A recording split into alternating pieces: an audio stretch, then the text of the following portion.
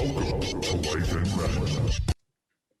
Continuing on the journey of meeting my fellow Unsinkable family, I'm pleased to be joined today by my new friend, part of that Unsinkable family, Maria. Thank you for joining me.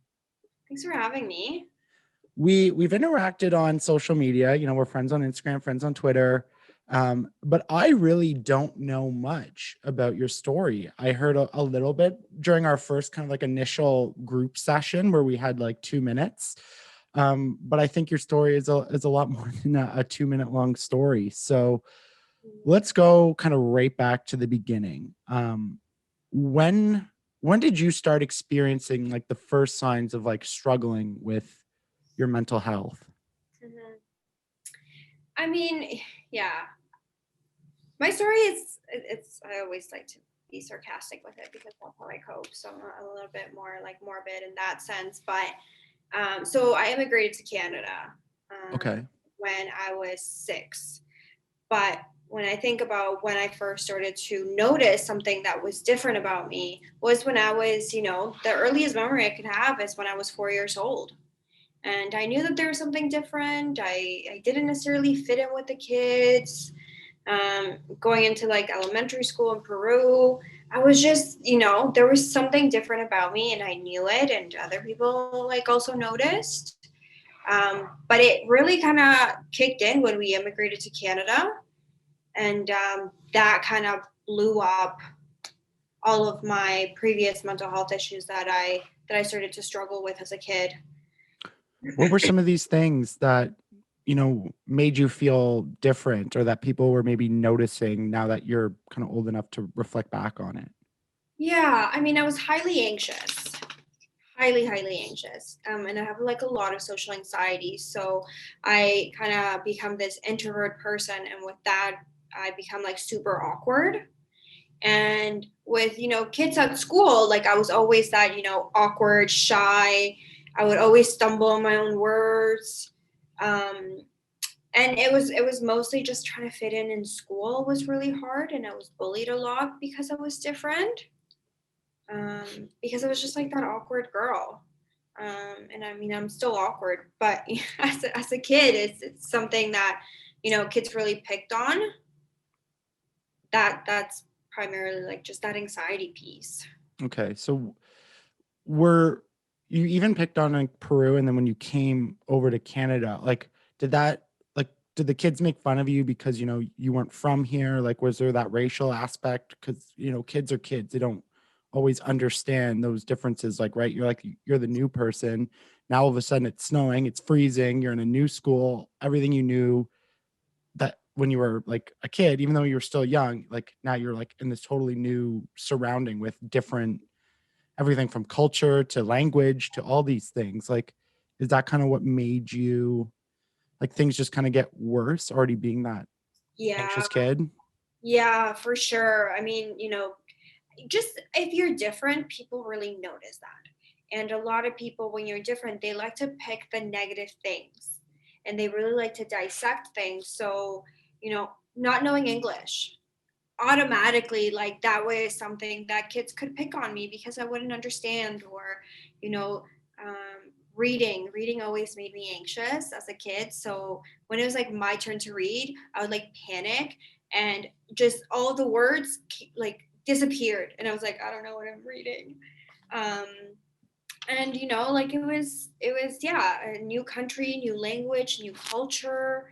Um, the winter, everything was just too much for me to handle, which really brought out my anxiety. And kids did bully me like a lot. I was bullied tremendously for multiple years just because I didn't know the language, or if I said something by accident that didn't necessarily make sense, everybody would just like point and laugh. And that was really harmful for like my overall like self-esteem, right? I already know I'm different, you don't have to point it out. um and yeah, it was just I would be that person that would eat by herself, or the last player that they would pick for like dodgeball, right? And who would be stuck with Maria, And then whoever got stuck with me, the first target would be me. Right. So it was those little things that, because they could, right? I couldn't really defend myself. And that gave them, I guess, the green light to do that. Yeah, like looking back to even when I was a kid, I was kind of picked on for having red hair. Like it wasn't extreme bullying like I know other people have experienced, but I did have a little bit of it. But I think back now in hindsight, because I was one of the sporty kids and one of the, athletes or whatever. So, you know, I was almost on the other side of that where, when the last kid gets picked, you never even, like, I never did it maliciously. I don't remember ever doing that, but like looking back, knowing what I know now, like I feel like I can feel the empathy for kids like that, because in the time you don't really understand what it's like to be the outsider unless you're the outsider, and how much that can affect people, and not only affect them in that moment with sadness or anxiety or depression or anything like that, but what it does to them as they grow up. So as you started to mature, you started to become more, acclimated to being in Canada, and you started to understand things more and grow up. How did those things that happened to you when you were super young affect you as you were growing up? Did it get better? Did it get worse? What was Um, happening? it got so much worse because I was bullied. I got integrated to Canada when I was in grade 4, and I was bullied from grade 4 to grade 8. Grade 9 was my awesome year. And then grade 10 all the way to till I graduated, I got bullied. So there wasn't necessarily a break of being bullied. I think I just got used to it. But what it did to me as a person and my self esteem and my self worth and just how I like looked myself, I'd be like, well, if other people think I'm, weird, like what's wrong with me? Right. And I had this whole like identity crisis as to, oh, maybe if I was like her, I would fit in, or maybe if I, talked a certain way, that would be better. But honestly, just the bullying itself destroyed me. It was it was awful. I started having depression, it led to suicidal thoughts. It led, once we got into high school, it led to a lot of self-harm.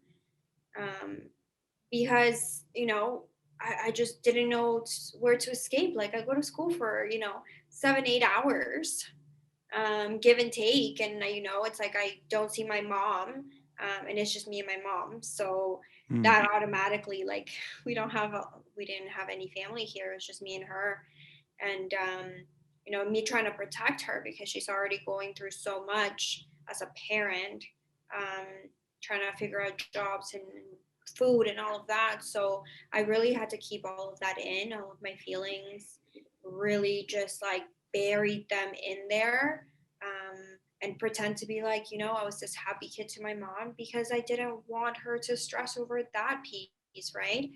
Um, but honestly, bullying is one of the most like hurtful things because it just snowballs into so many other things, right? Depression, anxiety, self harm, suicidal thoughts, like all of those things were just becoming more and more louder as time went on. mhm. That's one of the biggest things, and especially in the last couple of episodes, there's definitely a theme here of how bullying affects people.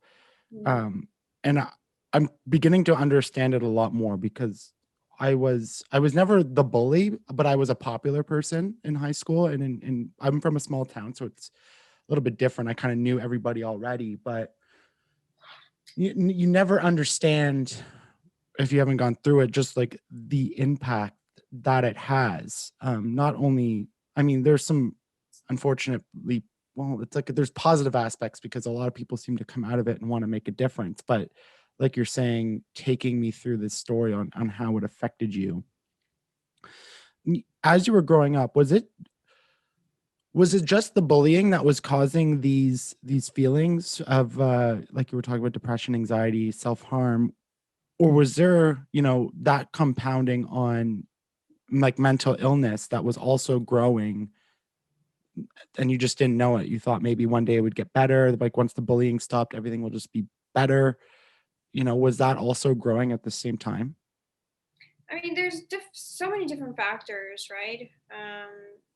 To my story. I mean, just not having any family here was really rough, and we didn't necessarily were like the wealthiest. We were, we really struggled with food and going through like the food banks, and my mom working 12-hour shifts to just pay rent, all of those things that you watch, right? Like you automatically get worried when you're not supposed to. Like, I'm 6, 7 years old, and I'm struggling with all of this. That's a lot. That's a lot to handle. And then you add bullying into it.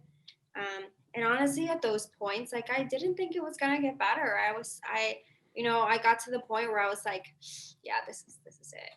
Like, and I was brutally like bullied. It wasn't just like, people were picking on me. It was girls would like lock me in the bathroom stalls and just laugh. And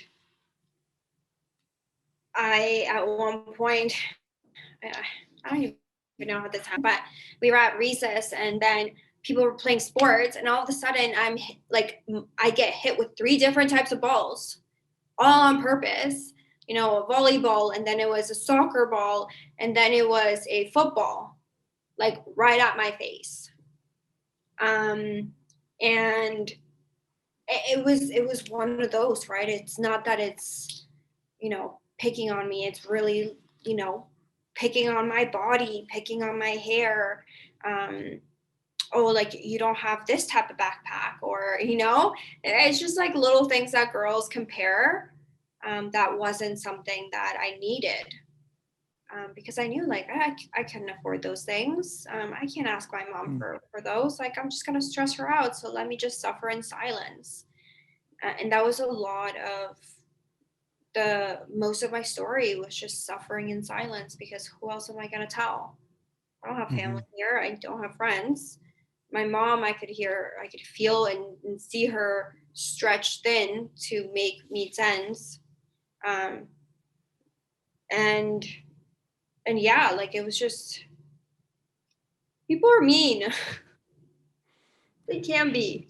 Yeah, there are lots of good people, but there are all lots of bad people too. And maybe not even necessarily bad, but I don't know what it is about kids. And this is something I'm starting to become a lot more interested in learning about the psychology and some science behind it. But what makes, especially in high school, that makes people act violently? Like they might be a good kid or come from a good family, but like they would still act out in this like violent way, like locking you in a locker room. I think back to sports and hazing rituals that I saw. I'm just like, I don't necessarily think they're a bad person, but they're okay with being a part of these like awful actions that, again, knowing what I know now, can last with people so much longer than just that particular incident.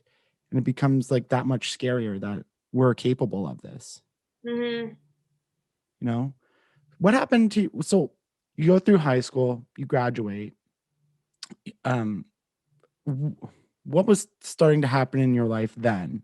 Because, once the bullying aspect of school is kind of gone, you kind of have maybe a little bit more of a freedom to kind of think about your life in a different way. What started to happen after you graduated?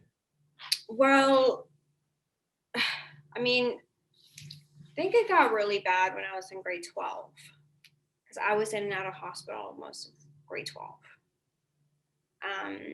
Because by that time, I had attempted to take my life 5 times. And it was because of all these things that I was struggling with, right?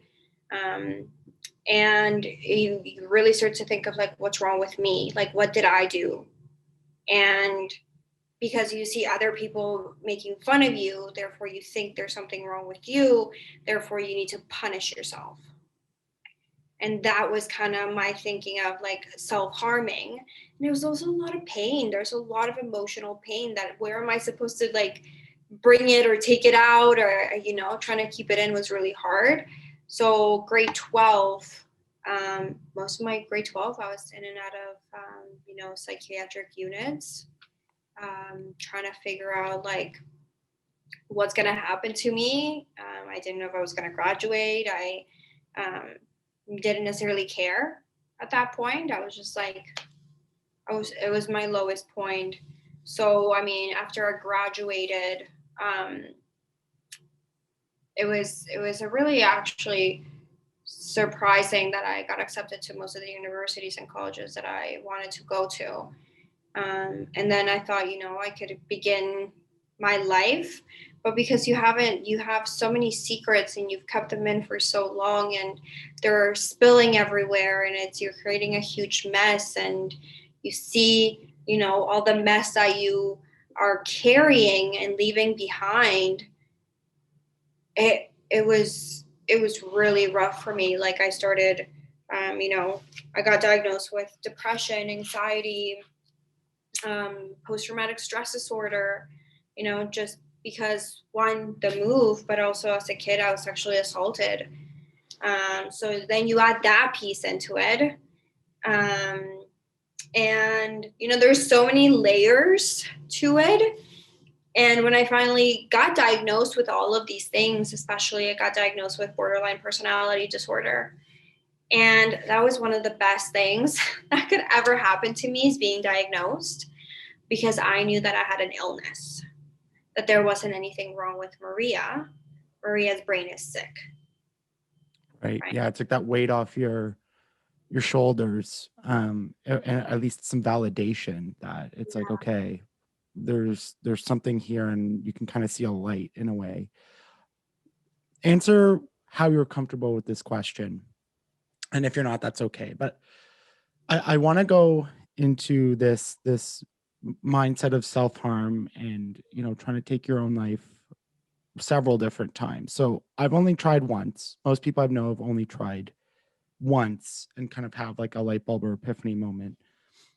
But even with that, people, you know, there's still a lot of stigma around it. There's still, for people who don't understand it, you know, that they're selfish, that, you know, whatever adjective or what they want to use with it. But if you can you take me through some of that mindset with not only, you know, wanting to do it once, but over and over again? And you know, you're in and out of the hospital, you're talking to doctors, maybe experimenting with different treatments to try to get you help, but yet you still end up where you were. What was really going through your mind at that time? Because to get like that low, I want to try to help bring people into that mindset so they can understand it a little bit better. Yeah. I remember my first attempt. I was in grade 9. And at that point, breathing was so exhausting. And school was, you know, complicated. My home life was a disaster. Like, you know, my family, our dynamics are so dysfunctional in every single aspect of it. So going home wasn't safe. And every time I would wake up, I'd be like, fuck, I have to do it all over again. So that night, I tried to take my life, and I went to sleep hoping I wouldn't wake up. And when I did wake up, my disappointment with some of the, like, I can still feel the disappointment that I had, right? It's like my alarm went off, I opened my eyes, and I'm literally like, fuck, I'm still alive, right? And then from there, it was just one after the other. And my family doesn't understand mental health or addiction. Like that's culturally, it's unacceptable. Like they don't do that. So when you add that layer into it, or I can't tell my mom or my brother like, hey, I'm struggling, because that's not a thing in my house. um, and you know, things were just getting so bad. My feelings were intensifying. I didn't have a safe space. um, Everywhere I turned was just this darkness, and the emotional pain that I was in was so much that one person can't do it. And you know, you normally have tons of support systems that are able to carry you when you can't carry yourself, but I didn't have any of that. And it was getting too heavy to carry on my own. And it was just like, fuck it, you know? And grade 12 was my third attempt.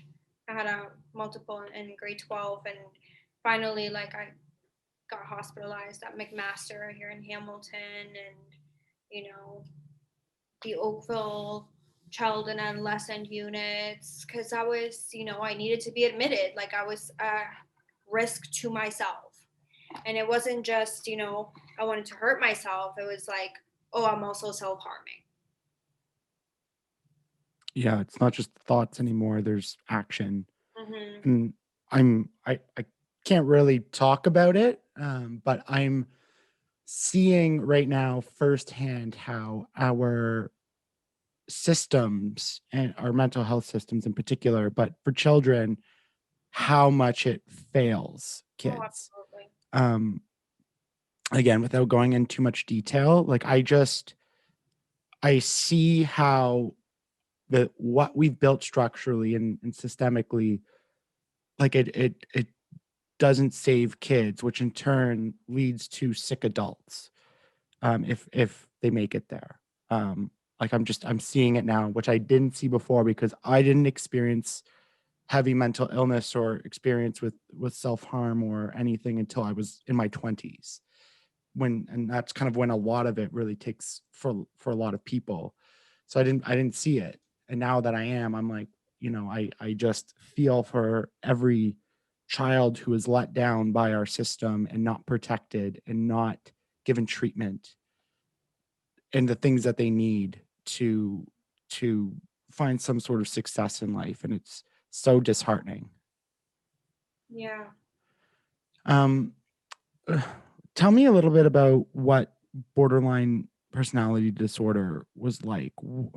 What's its like definition, and how does it how you know, what are your symptoms? How does it affect your life every day? Um, I love that you're asking this question. I do. And because I'm a huge advocate for borderline, because I acknowledge that it's very much stigmatized and Mm-hmm. people are terrified of it. So when you're asking me this question, I'm like, yes, I can talk about it.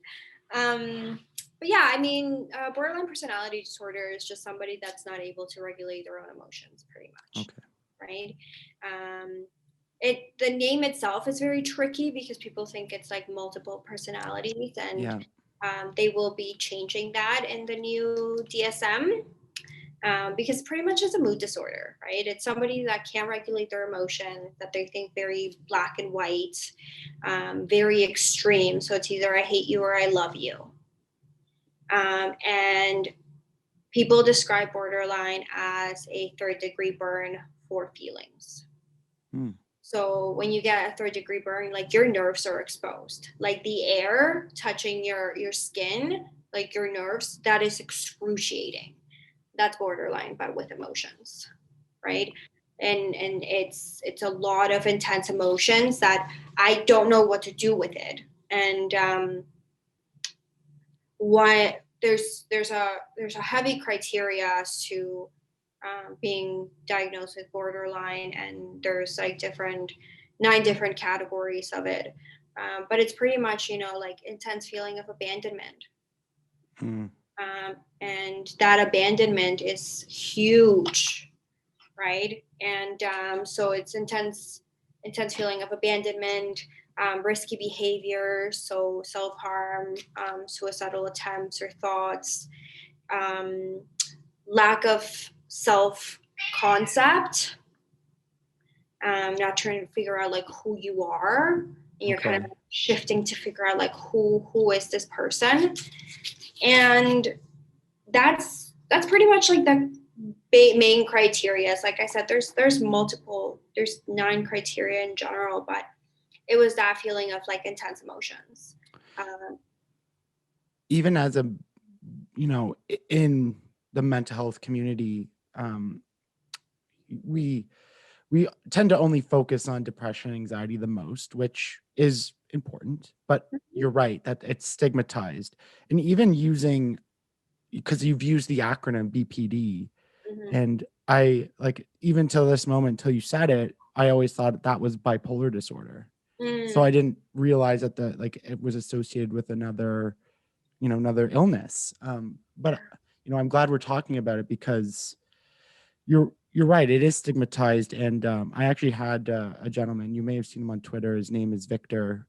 He came on, and he has a dissociative identity disorder, which is multiple personalities. And yeah, people would probably get the two conflated, and used interchangeably almost in certain cases. Yeah, I mean, yeah, like you just said it, right? It's like borderline personality disorder, we have bipolar, and we have DID. And because borderline has that personality disorder, a lot of people thought like, oh, like multiple personalities. Yeah. Or people thought it was bipolar. And bipolar and borderline are pretty similar, and they can get misdiagnosed because of that. Because it's that trend of, depression and mania, except for borderline, the feelings quickly change within minutes. Right. Okay. Right? Like, I'll give you an example. And she knows, so it's fine. So I have my friend, and she was gonna, take some time and go to a hotel and, chill by herself, like a self-care. And she invited me. And I was like, oh my God, great. But then later that night, she's like, oh, like, I'm so sorry, Maria. Like, I did this because I wanted to be by myself and self-care. That is very rational. Like, I get it. Borderline Maria didn't get it. Borderline Maria, that was rejection. That was abandonment. And that spiraled into everybody hates me. I need to quit my job. I'm going to get fired. Like, my brain just spiraled. And it was just that one trigger of feeling rejected and abandoned. And it changes so quickly with bipolar. It's like you get 2 weeks of being manic, and then, a month, 2 months of just depression, or maybe you're just stable for a couple of months. Right? So it's sporadic. And then, being diagnosed with borderline, because it's so stigmatized, a lot of people call people that have borderline manipulative. Yeah. And when I look at people who manipulate, I see it as resiliency, because that person is getting their needs met by the only way that they know how, which is to manipulate. Right? So it's pretty genius if you think about it, right? That person's getting their needs met. They don't have any other way. So they do what they need to do, but their needs are being met. Right? So genius to me. I'm like, yeah, that's called resiliency. But because manipulation and all of that, it's has such a negative association with it. So they were like, oh, Maria, she manipulates people, and she can't like control herself, and she's a good liar. First of all, I'm a horrible liar. And that honestly, my therapist, when I got diagnosed with borderline, she did prepare me for this. She's like, it's very stigmatized. You're going to be okay. Just know who you are. don't listen to the stigma around it. And I was watching a documentary, and he was saying how the psychiatrist, like every medical field has that one disease that is fatal. And the psychiatrist said that borderline personality disorder is fatal and it can't be treated. Mm. And I'm like, that's not true. Right? Brought up this is what I love about the podcast, because that is a very interesting perspective that I have never heard before, because manipulation is often associated with narcissism, or that behavior where you are doing it for personal gain and often to harm the other person. And this is an interesting perspective that I have never thought about before, but now I'm going to keep in mind when thinking about these things, is that their needs are not being met, and this is the way they know how to have their needs met. So that, like, interesting. I'm going to really ponder that and really think about that, because in a way, when you think about it that way, that manipulation isn't necessarily harmful in that. I mean, it can be in that instance as well, but it doesn't have to be, if you're looking for love or you're looking for being secure. It's interesting. I want to touch back on, what we were talking about in that, when the spiral, because what I find interesting is, even when I'm super anxious or I'm in like a very depressive episode, I can rationally think in my brain. I'm like trying to be like, it's like a voice in my head that's being like, Ryan, like, no, no, no, no, no, like, this isn't real. This is just a moment. Like, I can hear that voice, but that voice doesn't affect me from not feeling these things, and the feelings often win. When you're going through that, that mania, that spiral, that rejection, the abandonment, is it the same thing for you, or does it become kind of like a blackout blur? So I acknowledge, and I acknowledge, and I have that privilege of being high functioning with all my illnesses, right? And I wasn't high functioning for a very long time until I learned how to live with it.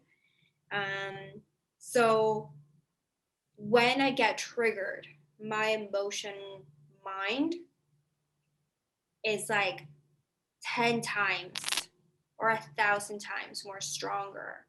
However, Maria is like, your friend wasn't rejecting you. It makes sense that she wants to be alone. She lives with her family. We work in the same field, and she's exhausted, right? It's not that she hates you. So it's that battle of like, I know what reality is. Like, I know what that wise mind is, but my emotions kind of just take over. And I feel like it's a battle of like the brains, right? But for me, when I get triggered and I spiral, that emotion mind takes over. It doesn't matter if I rationalize with it. If I'm too far gone, like, I just have to wait it out. Right. What are some of the things that you've learned, whether it's through therapy or just, through internal dialogue and sitting with yourself and just understanding it and understanding who you are? What are some of the ways you live with it, that you kind of treat it to be able to get through?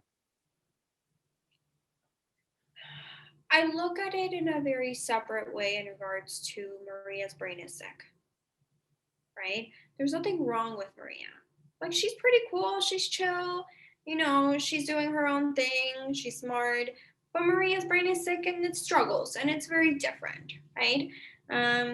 And I know some people don't like labels, and I acknowledge that. But to me, that was a validation that there was nothing wrong with me. And with that, I did a lot of therapy. Like, we're going on to like 10 years of therapy, right? And I have tried everything from, cognitive behavioral therapy to dialectal behavior therapy to trauma to now I'm doing what is it? Rapid eye movement. I can't think of Mm. the acronym right now. And I needed to do all of that because when I got to the point where I wanted recovery, I knew that I had to take any suggestion, anything and everything that people threw at me, I needed to take. And if that was doing, outpatient for a month, although I didn't like it, although I complained and all of that, like I needed to be there to gain the coping skills. We talked about medication, right? Like that's what my brain needs because there's a lot of chemical imbalances going on. And that puts me in a stable mood for me to be able to think rationally and use the skills that I have. So it was that piece of like I need recovery, and it was that light bulb. And then I tried anything and everything that people threw at me. And throughout, it's been like a decade, right? Therapy isn't like you get fixed. A lot of people like go to a therapy session and I'm like, am I fixed? Like, which I thought that too. I'm like, so what's wrong with me? And it was doing a lot of unpacking and doing all that dirty work and all of those things that I needed to be ready and willing to do. And like that's, I was able to come to that mind where Maria's brain is sick. Feelings are not facts. Feelings are feelings. And we validate them because my feelings sometimes get a little bit intense. So, but when Maria thinks everybody hates me, that's not a fact, right? Your neighbor doesn't even know you, but they don't hate you. That's not everybody. They probably, ran into me once. Like everybody is so like that's a lot of people. But yeah, it's a combination of therapy, medication, good support system. You mentioned some good points there, specifically about choosing recovery, which again is that's not like you articulated it in a way that I've never been able to articulate, but it's an important part of the journey of mental illness or mental health. And it was a question I talked about with Dave and I've talked about with other people. It's like, there's kind of like the two separate communities of mental health and mental illness, where you have the people who don't necessarily want to get better, or they're not ready to get better yet. And they're either stuck or they perpetuate that, the illness is who they are, and they really kind of cling to that identity. But you, like I said, you just articulated it, that like you chose recovery. I chose recovery. Other mental health or illness advocates chose recovery, and that we were willing to do kind of whatever it takes to try to manage it or get better, because there's no cure. It's not like just one day you're just going to wake up and be like, holy shit, I'm better, like look at me, I'm so happy, like no bad thoughts anymore. So that was really good. And then the point about therapy, which is a point I always want to drive home with people, because you're right, so many people go to one session, they're like, it didn't work, therapy doesn't work, and they throw their hands up and they give up. It's like, oh no, therapy can work. Maybe you don't have the right therapist. That's absolutely a possibility. Maybe you're not in the right treatment plan. That's a possibility. But a lot of people don't understand how much work therapy is and has to be to be successful. People just want it to be like, I'm just going to talk to my therapist. She's going to say some stuff back, or he's going to say, or they are going to say stuff back, and I'm going to walk out and I'm going to be so much better. It's going to be no more problems. But it's like, oh no, like it's everything about having a mental illness is hard work. It's extra and hard work, like having another job. Yes. Yeah. One of the things you mentioned in our initial call that I want to touch on, if you're comfortable, you mentioned you struggled with addiction. Did I hear that right? Yes. Okay. Do you mind talking about that a little bit? Yeah. Okay. Yeah. So when did this start to happen, and what was that like in your life? I started to kind of dabble on different things grade 9. Okay. And I did say grade 9 was my best year because I was finally a cool kid and all the cool kids did drugs. So like that's how I associate, and I was like, that's the best year. But that's essentially like when I started. And drugs and alcohol were a different way of self-harming, right? And it was an escape, and it was an instant escape, and one became two, and 3 bottles later, and I'm still like, let's keep going. um it it wrecked my life, and addiction was something that I later focused on, so that my mental health was first, and I needed to get that kind of stabilized. And then I started treating my addiction. And I was always in denial that I was an addict. Everybody around me could see it, but I was like, I'm fine. Everything's fine. I'm just having a good time. Until it got really, really bad that I started to cause a lot of chaos in my house. And my house was a lot, like, it was already chaotic and dysfunctional, but then you add Maria, who's like under the influence, and there was fights, there was things broken, there was being locked out. After I graduated, I decided to go to college. I got kicked out of college. First of all, I didn't know that they could do that because I'm paying for it. So like that was a surprise.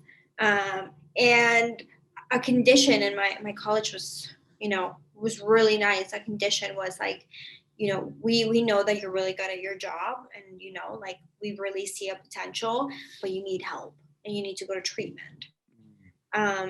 But we'll keep a spot for you. So whenever you're ready, you don't have to reapply. You'll just continue on. And like my college was saying I needed help, and in that moment I'm like, I'm fine. But I could slowly see my life fall apart, and that was something that really affected me, because in my day-to-day life I couldn't function. And addiction is one of the most cunning enemies that I've ever had. And I always, like, I'm a recovering addict, right? I say it, I wear it proudly. Recovery is, it's a lot of work, and it's a lot of tears. And I was dragged into, Narcotics Anonymous. That's where I decided to do the 12-step program, because that was something that fit what I needed. And it's a different dirty work. And it was realizing that I can never drink, like, and alcohol is everywhere. Like, people don't it's plastered everywhere. You go to a restaurant, there's alcohol. They're like, oh, here's like the cocktail or alcoholic menu. Or I was out, I had a dinner with a friend, and we wanted just like, I just wanted a virgin. I don't even know what I had. And they're like, well, you can put a little bit of vodka. I was like, I just said virgin. I don't want that. So yeah, it was a lot. With I did an episode on alcoholism with Becca, who again you might have seen on Twitter somewhere, but we definitely talked about that, because you don't, it's so ingrained in our society and our culture that like you don't even notice how ingrained it is until you stop and open up your eyes. Like we were talking about, even at workplace functions are surrounded by, like, they're centered around alcohol. You mentioned restaurants, you mentioned, like almost everything we do. If we're going out, you're going out for drinks almost all the time, right? Like it's wild. I want to again get into, because I haven't had a chance really to talk much about addiction, especially addiction to drugs, and the common stigma and the common mentality around it is, why don't you just stop? Why don't you just or going back to the 80s, just say no. People don't understand what it's like to be to have addiction. And I don't know what it's like to have an addiction either. Like I'm even conscious about making jokes now, or saying even like I'm addicted to TikTok. Like I use that term a lot. Like I don't use it as loosely as I might have used to, just being conscious of it. The brain of an addict. Take me into that. What, explain why you can't just say no, why you can't just stop.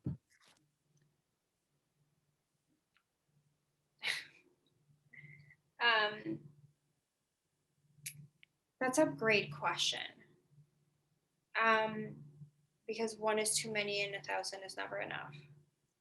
Ooh. I can't just have one.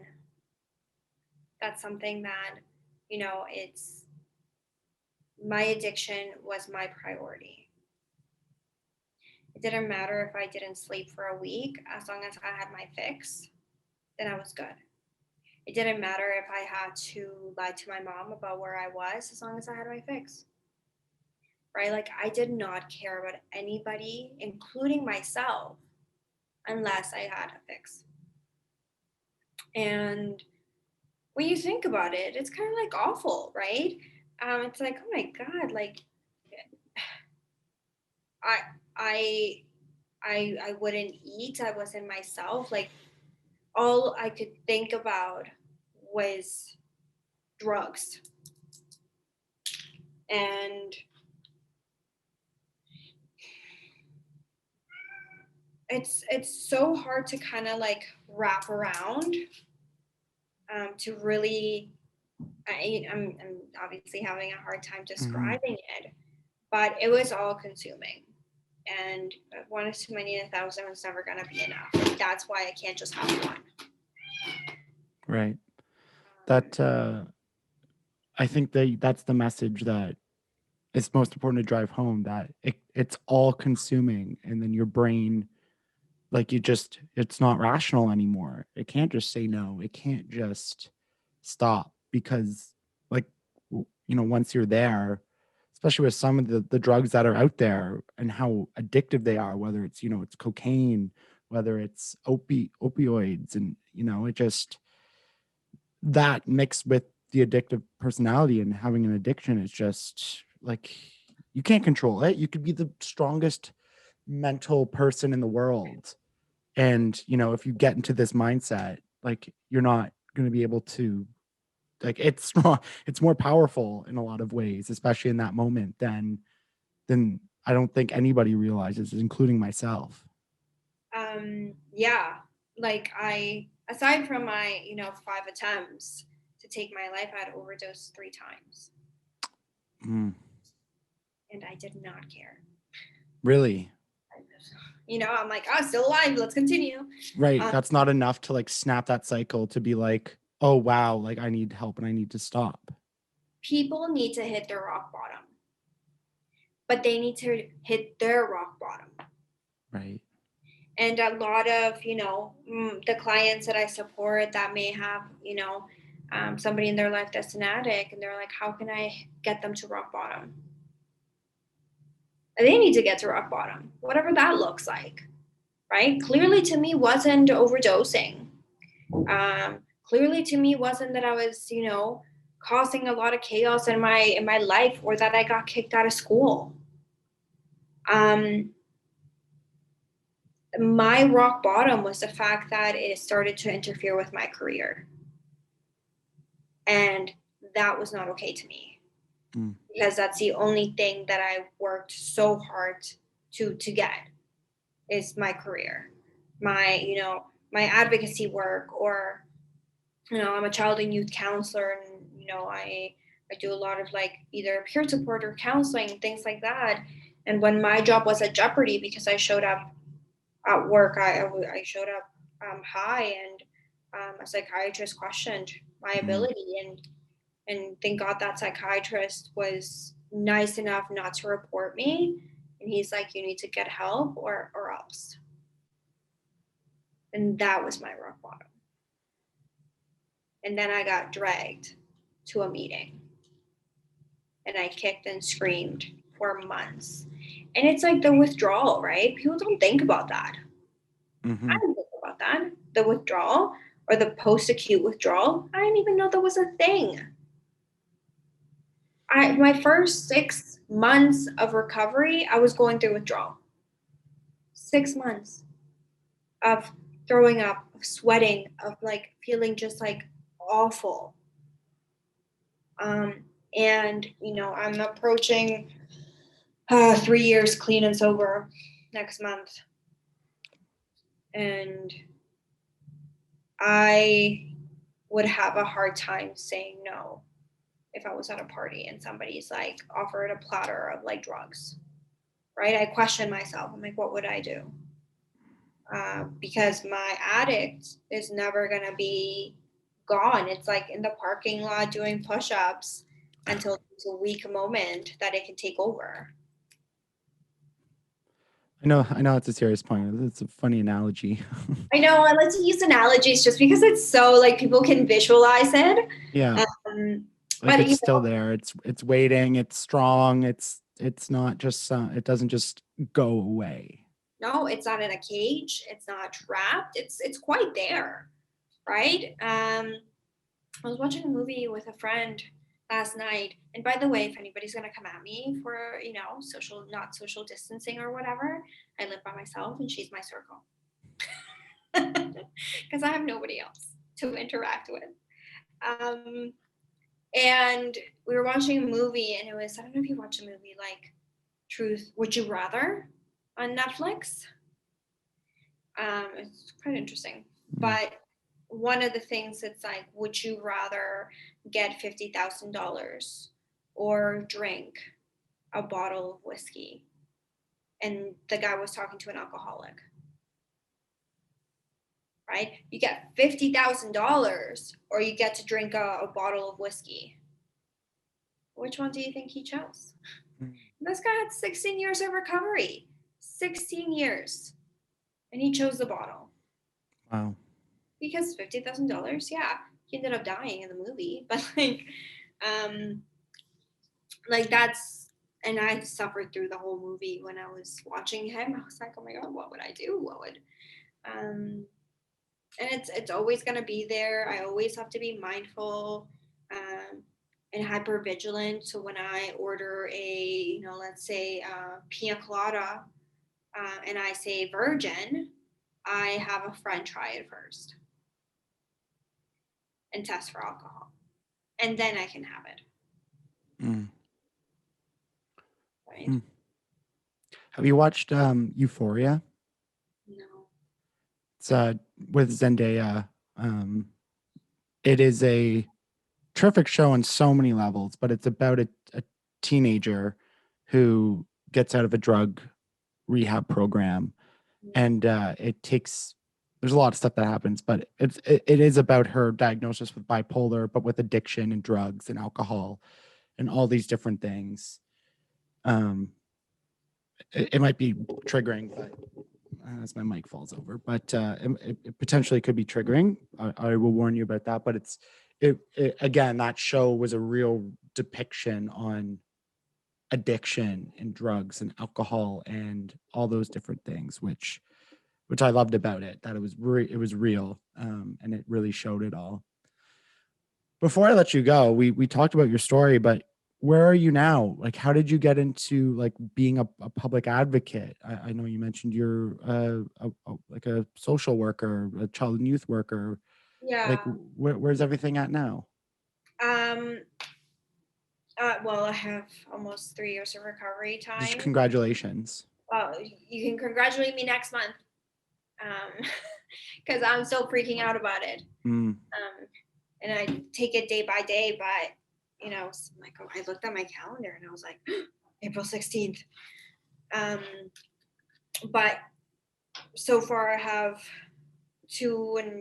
what is it, 2 years and 11 months ish of a clean time. I haven't self-harmed in 6 years. I've been, I still go to therapy. Like Maria's happy. Maria's happy today. And she wakes up with motivation because she loves her job. And I'm talking to myself like I'm a third person perspective, but I work, in my community that supported me. And that's always been my goal, is to work in the community that always had my back. And now I'm able to give back. And I finished school. So I finished school as a child and youth counselor and then specialized in mental health and addiction. I wonder why. And yeah, like I'm good. Although I struggle, I have good support systems. I have friends now. That was a huge deal for me. Healthy friends. I don't have connection with my family that much, which is okay. But I'm able to, like live by myself, have a job. I got a car, which, with my addiction, that was not a thing. So I got my life back to where I wanted it to be.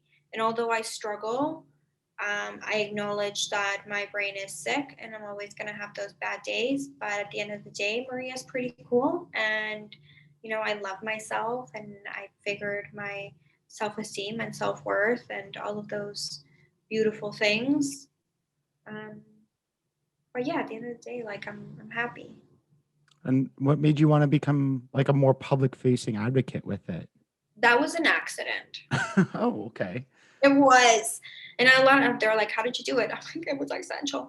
One of the agencies in my community, Rock Reach Out Center for Kids, once I graduated from their program, they threw me a graduation party, which was super cool. We had pizza. And they asked me to share my story in their AGM, in their annual general meeting. And I did. And I was shaking like a leaf. I'm pretty sure I couldn't even read my own, like I was just like, a media was there. And after that, it kind of blew up within my community and then started to blow up in the GTA. And here I am being like, I have social anxiety. I don't want this attention. I know, attention. I'm like, and media started to kind of happen and different people like Silicon reached out and all of these things were just happening. And at the end of the day, like I wish I had somebody that shared their story.